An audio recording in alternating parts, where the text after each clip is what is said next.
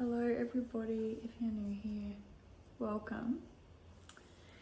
Today's video is a video I'm making to explore the archetype of the Fool in Tarot.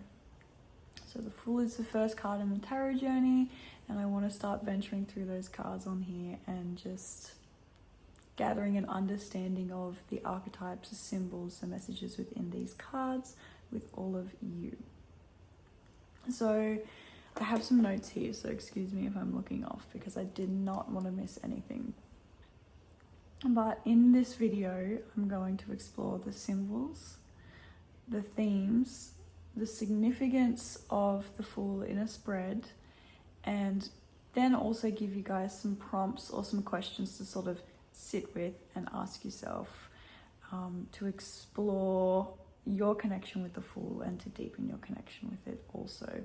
So by the end of the video, you'll have an understanding of what the Fool is, what it means, what archetype is it, how can I embody it, and yeah, you'll just have a deeper understanding, it is my hope. So yeah, let's jump straight into it. So we have the Fool card here. There's lots to look at in this card. As you can see, it's 0, so it's not actually 1, it's 0 in the tarot deck, which is beginnings and endings. I can go into a whole video on the significance of 0 and the symbol of an O, just, you know, the snake eating its tail, so on and so forth. But today we're just going to keep it at the Fool because there's a lot to unpack here. And so firstly, I wanted to go through some of the symbols that you can see on the card. I've just picked out 4 because we could depict the card for hours. But the first one I wanted to pick out was his posture. So you can see his arms are wide open, his head is tilted back, his chest is up, it's facing the sun, which is another symbol. You know, I think his posture really represents this openness, this optimism, this innocence, and then again, because he's opening his chest up, the sun is shining down on him, which is like encouraging him, it's illuminating his path forward, and encouraging that adventure. So those are 2 of the symbols. The next one is the cliffs. Like, as you can see, we don't know what is at the end of this cliff. Is it a step down? Is it a drop? Is it a free fall? What is he going to experience when he takes that next step? And that is definitely all about what this card is telling us. It's about new beginnings. It's about the first step. It's about the start. And the cliff is definitely representative of that. The sack is the last thing I wanted to have a chat about. So you can see this little sack at the end of his stick that he's carrying. It's small, right? So he's embarking on this new journey with not really that much with him. So that's very symbolic of, you know, letting things go, shedding any old skins, releasing attachment and sentimental value of things, people, places, and trusting in that next step. And so those are the symbols. You can also have a quick look at the colors. So the primary color on this card is yellow. We all know colors invoke feelings. Yellow is very happy, it's very optimistic. It's obviously the color of the sun, which is illuminating, it is encouraging, it's nurturing. And we're also looking at the next primary color on this card, I think is probably green. There's some blue down the bottom, but there's a lot of green. He's wearing green. And I feel that that is definitely symbolic of safety and growth. In this card, it obviously represents much more than that, but in this card, that's the sort of theme that it's representing. Yeah, so I think that is it for the symbols. You could depict more and more and more. And the more that you work with cards and the more that you're pulling them out and the more that you're reading them in spreads and interpreting them, the more you'll notice. I've been working with cards for years now, and still when I do spreads, I'm noticing signs and symbols and colors and things within the cards that I haven't noticed before. So it's definitely an ongoing journey and you can definitely pick more out. But for the purpose of this video, we're going to keep it as condensed as possible so that we can get the message across without being here for an hour, because no one really wants to sit here and listen to me speak for an hour, I don't think. So yeah. Now, in my research, I've been working with cards, like I said, for a little while now, but in my research, while I was trying to find some prompts for you guys, I came across this quote that I really wanted to chuck in this video because I think it's really representative of this card. So before we jump into the themes a little bit deeper, I just want to read that to you, and that is, every meaningful path starts before you know how it ends.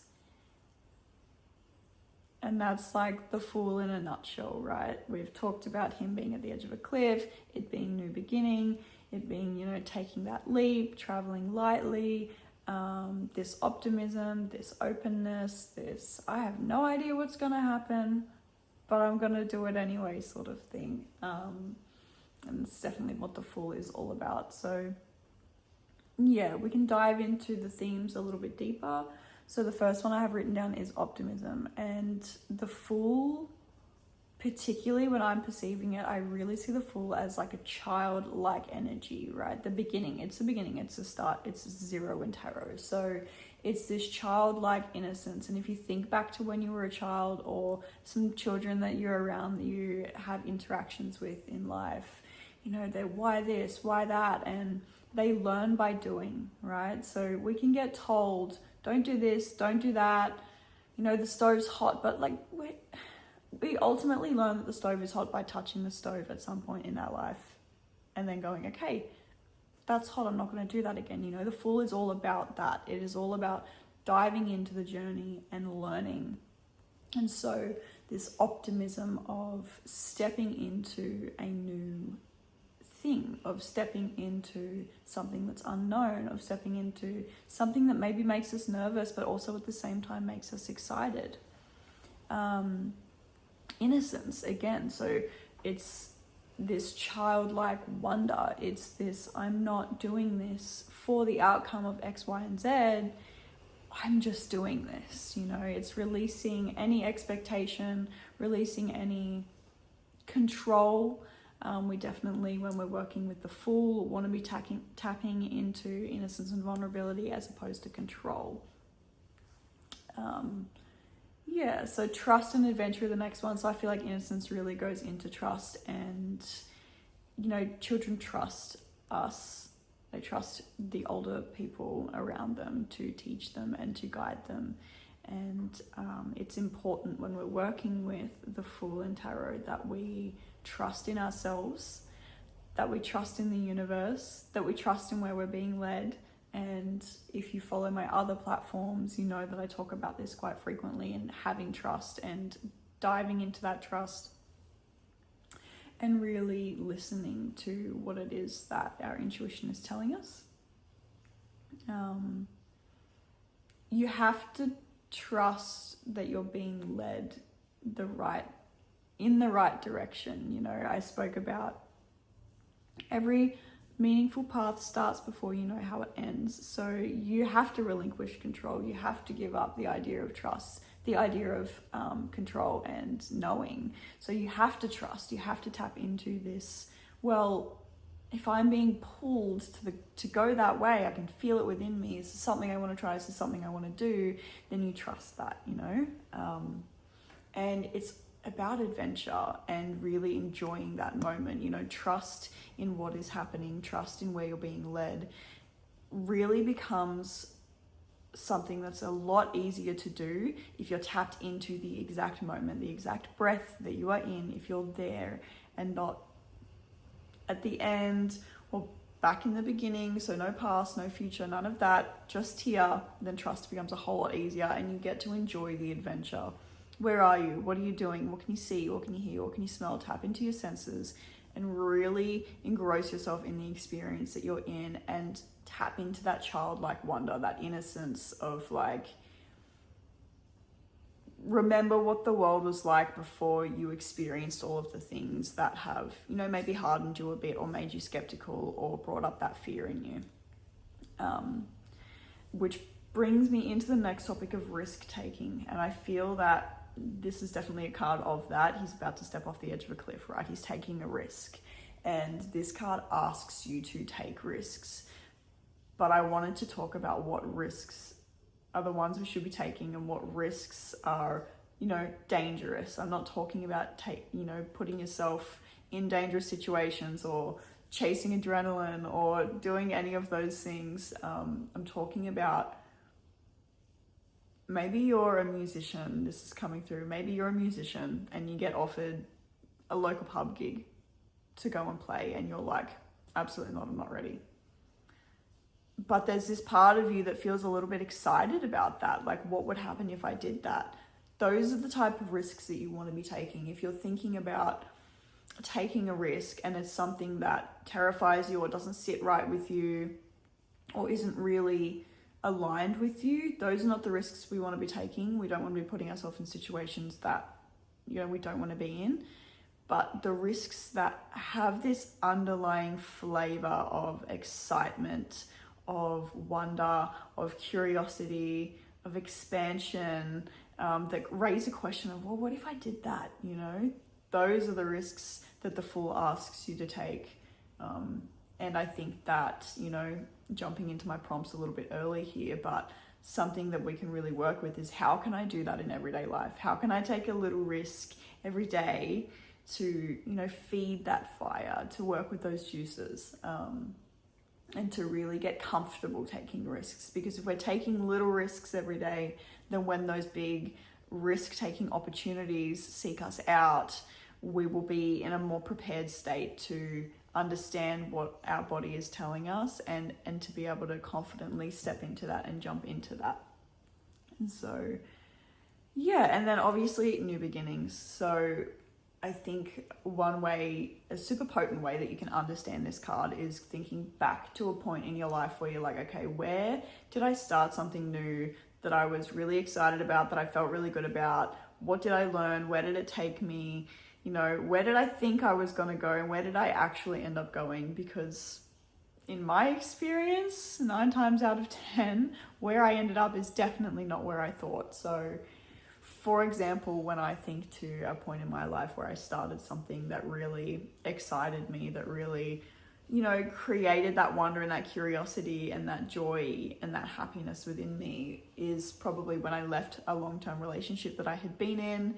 I had decided to move out of my hometown, so I packed all of my things into suitcases and I chucked them in my car and I drove away. And it was about an 8-hour journey, and I remember that whole journey going through all of the emotions. I was sad, I was scared, I was happy, I was excited, I was exhilarated. Like, I felt alive. And that is definitely a great way to tap into the full energy. Think of that experience, feel that in your body, and then go, okay, well, I thought I was going to end up, traveling the world and in some exotic place with some Spanish speaking person, or I had all of these ideas, and it's so fine to dream, keep on dreaming. But then I examined where I actually ended up. I'm with somebody I care about dearly, I am extremely happy, and I'm stagnant in a house. I'm no longer moving. But before I got here, I journeyed and I traveled and I backpacked and I did all of these things. So the journey looked entirely different, and it looked way better than what I had envisioned. And that's because I had to learn throughout that journey how to surrender, how to trust, and how to be open and innocent and be childlike and play through that experience. Because if I had tried to control it all, which I most certainly did at the start, it would not have worked out. So it's definitely a great way to tap into the Fool. When it comes up in a spread, it's everything we just spoke about is what is being relayed through you. But pay attention when you're working with cards. What is it that stands out to you first? When that card first falls out, is it face down? Is it face up? What does it invoke? Did your stomach do a leap? Did it drop? It'll help tell you what the card is trying to convey, what message is trying to come through that card at that time.